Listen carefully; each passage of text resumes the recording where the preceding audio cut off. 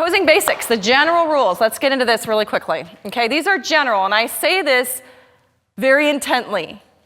Rules are made to be broken, and let me tell you, when you have a difficult child or a difficult baby, the rules can go out the window. Just get the good image. Don't sacrifice connection for posing. Okay? So, just kind of 6 things to know about posing. You need to understand lens choice, compression, camera angle, foreshortening, focal plane, and what I call the rule of offset heads. Can you see how much the compression helps with the 85 millimeter versus the 50? Okay? Just look at the shape of her body and what things are wider versus skinnier. Here, her hips look better. Her shoulders look better. She has not moved, I mean a little bit, she moved her hand slightly, but that was it. Okay, so lens choice is incredibly important. And everybody thinks, oh, should I shoot, baby with a 35 millimeter lens? It's awfully wide. You're going to get a lot of distortion with that, okay? Compression has to do with the distance you are from your subject. Look how big her nose looks. The closer you are to the subject with a wide angle lens, things closer to you are going to look larger. Sometimes that's good, like with boudoir imagery. I think Sue Bryce shoots with a 35 millimeter lens for some things, doesn't she? And it really makes the bosom look large and it accentuates things you want to accentuate, but posing is critical to that. Camera angle, low, mid, high. What a difference. Camera angle is the biggest mistake that I see most photographers make when it comes to flattering new mothers. Okay? I am always up on a stool. But low angle, of course, the hips are lower to you. If you're shooting down low like this, the hips are going to be closer, so they're going to be the thing that looks the largest. Anything closer to the camera looks larger. So when you shoot from above, the face, the bosom, and the breast look larger, which is more feminine in today's society, and the hips look smaller. Okay? Foreshortening, the elbow. So when someone comes towards you, it looks like you have nothing there. But the minute we put the elbow back, all of a sudden we can see the line in the subject. Okay, so be thinking about that. I violate this rule a lot. Okay, so posing does not have to be perfection. Okay, I think you all know what I mean by that. Posing has to elicit connection, and it has to not be distracting. Okay, I shoot at wide open apertures. Okay, I shoot families at like f4, f4.5, which isn't hugely wide. But with babies on the beanbag, it's like 1/6. Okay, it's wide. With a family, you have to be extremely careful about your focal plane when you're shooting wide. Everybody's got to be in the same plane. So in this image, Belinda and Sarah, their noses are on the same plane, like this. She went back a foot at the most. Okay, so Bree, come up here. So for example, this is how it looked, and it's hard to tell on a two-dimensional image. But Sarah and Belinda were like this. Oh, hi, cute picture, same focal plane, yay. Okay, then Sarah went like this. That's all. And I took the same picture at the same f-stop. The f-stop was 2.5. Thank you, sweetheart. And look what happened. Belinda is perfectly sharp, and she's out of focus, just slightly. But let me tell you, blow that sucker up to a 30 by 40, and it looks like, ugh. Okay? So be very careful with focal plane. The rule of offset heads. Basically, no head should intersect a line. So her head this way and this way, she's the only one who has a point here. Does that make sense? So you don't want any head to be right on top of one another or right next to each other. It's to help you kind of see this another way, think of it as triangles. Be able to make triangles with noses. And you can make any kind of triangle you want, just as long as the lines don't intersect. The noses, 2 noses are not on the same line. Does that make sense? And that rule alone will really help you create dynamic family portraits that have some composition to them. Okay, now, that's not to say that doing a side-by-side cute little family portrait is not wrong. It's awesome, super cute and totally different, but it's purposeful. What is awkward is when you have one head below and everything else is out of alignment. Then you're like, ooh, that's a little jarring. Okay, so keep that in mind. There are 7 body parts that you should really nail and pay attention to, okay? The chin, the nose, the shoulders, the arms, the hands, the hips, and the feet. That's Michelle, right? Yes. Yep. Okay, so what I want you to do is stand right here, hips wide apart, just like this, like that. Perfect. Okay, she has 2 shoulders, she has 2 elbows, she has 2 hands, she has 2 hips, she has 2 legs and 2 feet. None of them should be on the same plane. Now, if it's purposeful, fine. Okay, put your weight on 1 foot. Really pop that hip out, baby. Now go the other way. Which feels better? Just keep your legs straight. I want that high fashion kind of, oh yeah, I'm gonna flirt with you, I'm hot. There you go, you are so cute too. Okay, and then hips to the left. Which looks more comfortable to her? Widen your stance a little bit. That looks more comfortable, doesn't it? You can tell, people usually have a good side. What happened to her hands when I did that? Does anybody have a yardstick or a long? Thank you, okay. Stand up nice and straight like we were in the beginning. Straight line, straight line. Now pop the hips. They just tilted. I can accentuate that even more by having her pop her hip out even more. Okay, this is kind of high fashion. But now all of a sudden this hand's lower than that hand, isn't it? Okay? Her shoulders are still the same, so pop the hips. Her shoulders are still the same, like this. Okay? But now what if I said to her, drop the left shoulder? Yeah. Now all of a sudden we went boop, like that. So I'm just breaking apart the body. Feet, pop the hands, pop the hip. All of a sudden we're on a different plane.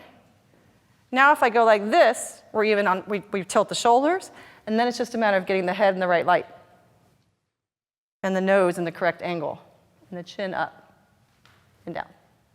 Nose to the floor. Yeah, awesome. Do you see what I'm saying? So if anything, if you have 2 of anything, you should try to get it on a different plane so that nothing is perfectly vertical or horizontal. Same as the rule of heads rule. Let's do some exercises. This is stunt bear, okay? I highly suggest you get a stunt bearer because putting this in your client's arms beforehand helps them feel comfortable with the vulnerability of the pose, okay? Sometimes parents, especially for you and I, we do this all the time. We're like, oh yeah, baby's safe, no problem, don't worry about it. Parents don't necessarily think so. So if you put the stunt bear in there first and say, this is what you're gonna be doing, they go, oh, okay, that feels good. And they learn, they practice. They get to practice with stunt bear first, and then they can do it with the real baby. So stunt bear is gonna be the little star of the show here. Okay, so learning to see poses. What looks good in 3 dimension does not necessarily look good in 2. So your left brain makes adjustments and thinks it looks good.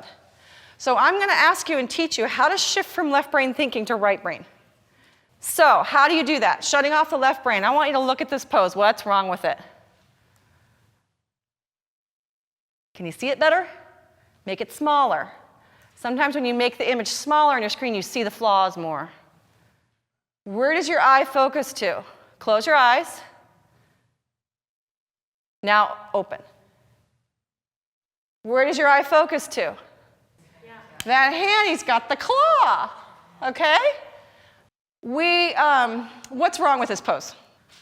Shoulder a little bit, but what's the big glaring problem here? The hip. She's like this, and I just went like this. Anything closer to the camera? Looks bigger. Hi, I like my hips. Like my boobs. You know, I mean, really that's what it comes down to. I don't mean to be embarrassing, but that's true. All of a sudden, her bosom and her shoulders are the accentuation and the hips are not. By the way, she is 20 weeks pregnant, so that's why she's got a little belly going on. So, but this applies to maternity, so I think she was a good choice to use, okay? So the hip position, when you shift the hips away from the camera, I always tell my clients, put your weight on the back foot, okay? Really helps a lot, makes a huge difference. Okay, what is wrong with this one? There's a couple things wrong with it. I only fixed one of them, the chin. Yes, the chin position. When you bury the chin, it makes it look smaller, okay? Bringing it up allows you to see the face, and it's the same thing with a newborn on the beanbag. You know how many images I see of newborns on beanbag with their chin tucked in like this? And you see the eyes, but you can barely see the lips and the chin. Pull that chin up, okay? Same rules apply to babies as they do to older people, okay? What about this one? I simply went like that. And all of a sudden, we improve the pose greatly. Look how much more slender her arm looks just by going whoop, okay? The hands, okay? In classic portraiture, again, rules are made to be broken. You don't want to see the back of a woman's hands. Does it happen to me all the time? You betcha. Okay, it is hard, especially when you've got an awkward baby, he's awake, mom's trying to control the legs, there's squirming everywhere. It's really hard to get this correct. But if you've got a sleeping baby, seeing the sides of a woman's hands is much more feminine than the back. So if you can do that, go for it. Watch it carefully. So, using poses for connection, taking them, the rules, and applying them for emotion. What I tell my clients is, I try to take them into the moment of the image. So I condition them initially, and I say things like, your baby will not fit here again. So enjoy this, because it's the last time this will happen. And I'm going to do my darndest to make sure that we capture this feeling. I tell them to close their eyes and to just listen to my voice. All they have to do is listen to what I ask them to do and follow direction, and I will help them through the entire thing. They don't have to think about anything. If I ask them to make if I ask you to make movements, keep them very small and subtle. I'll tell you if I need more. Okay?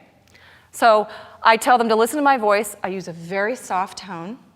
Okay? Very warm, soft.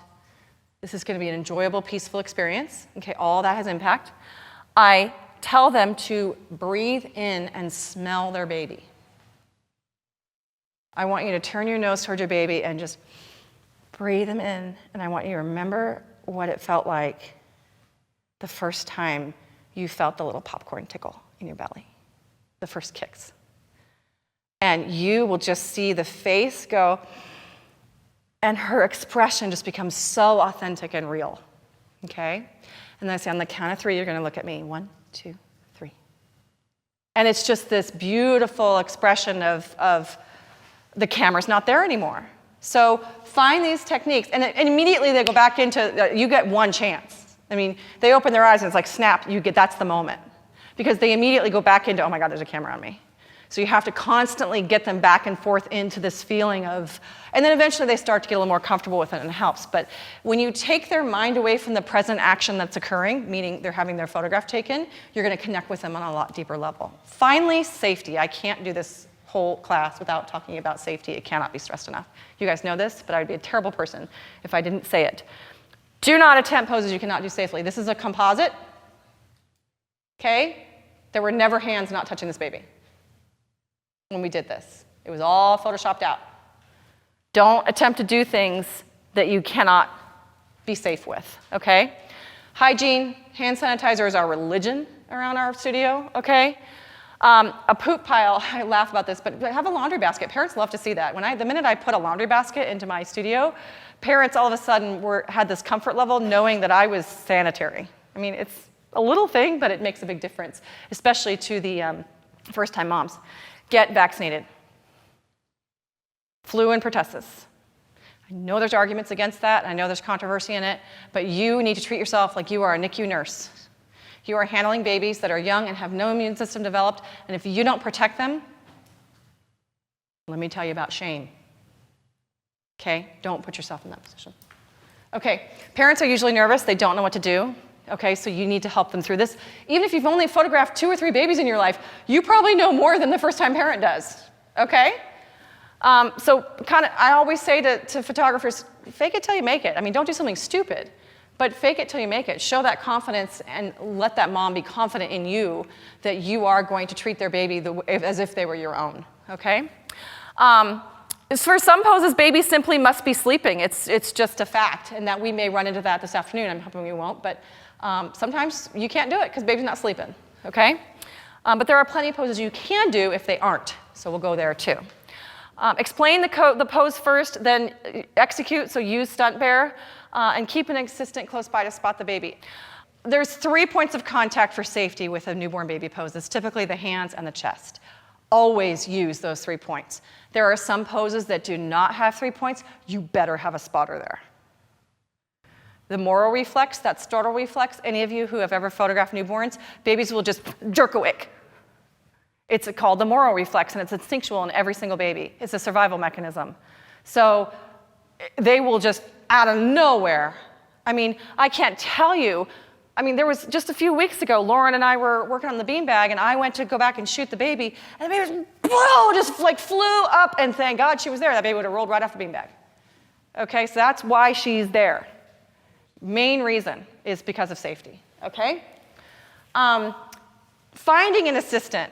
Trust me, it's not hard to find. The job we do, the creativity involved, the fun of working with babies, to most, I mean, you and I, it's every day, but to most people, that's like, wow, what an opportunity. That sounds so fun. What a cool job.